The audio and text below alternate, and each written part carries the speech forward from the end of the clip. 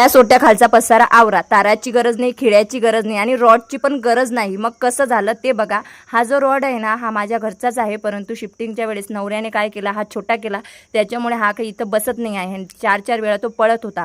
मग मी काय केलं, मी गॅस सोट्या खाली पसारा आवरण्यासाठी 2 पडदे बोलावले आणि हे जे टेप आहे ना हा एवढा सुंदर आहे ना, तुम्हाला ना रॉडची गरज आहे, ना खिळ्याची गरज आहे, ना कशाचीच गरज नाही आहे। आता तुम्ही गॅस सोट्याखाली किती पसारा आहे ते बघितलेलाच आहे। आता रेंटचं घर म्हटल्यावर जसं आहे तसं ॲडजस्ट करावंच लागतं। तर हे 2 पडदे बोलावलेले आहे, कलर कसे आहे नक्की सांगा। आणि हा टेप बोलावलेला आहे, याच्या सहाय्याने आपण लावणार आहे। सगळ्यात अगोदर हे जी पांढरी पट्टी दिसत आहे ना हे तुम्हाला काढून घ्यायची आहे, थोडीशीच काढायची आहे आणि थोडी करता करता संपूर्ण गॅस ओट्याला तुम्हाला लावून घ्यायची आहे। अशा पद्धतीने तुम्ही बघू शकता 2 रिंग येतात, मला दीड लागलेली आहे, अर्धी उरलेली आहे।